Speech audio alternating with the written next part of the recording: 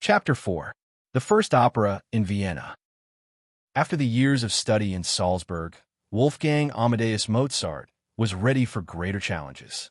His father, Leopold, recognized that the boy's genius could not be confined to the small city.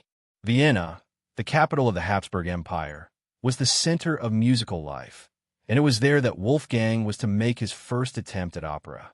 In 1768, when Wolfgang was only 12 years old, he composed an opera entitled La Finta Giardiniera, which means the pretended simpleton. The libretto was by Marco Caltellini, based on a comedy by Carlo Goldoni. The work was intended for performance in Vienna, and Leopold was eager to secure its production. He believed that the success of an opera in the imperial capital would establish his son's reputation beyond doubt. The negotiations, however, were difficult.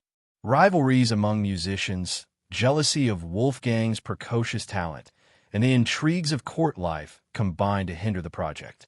Some accused Leopold of exploiting his son. Others doubted that a boy of 12 could compose a serious opera. The delays and obstacles were discouraging. In the end, the opera was not performed in Vienna as planned.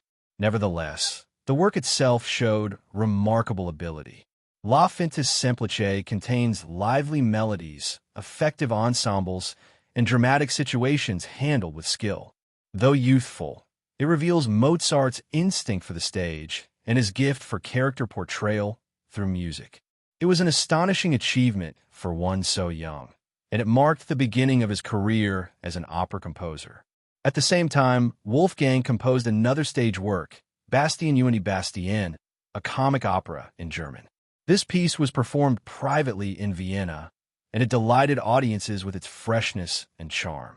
It showed that Mozart could adapt to different languages and styles, and that his talent was versatile as well as profound. Thus, the first opera in Vienna was both a triumph and a disappointment. The triumph lay in the music itself, which proved that Mozart, even as a child, possessed the genius of an opera composer. The disappointment lay in the failure of the official performance, which revealed the difficulties of court politics and the obstacles that genius must overcome. For Wolfgang, however, the experience was invaluable. He had tested his powers in the most demanding of musical forms, and he had shown that he could succeed. The path was now open for the great operas that would later secure his place among the immortals of music.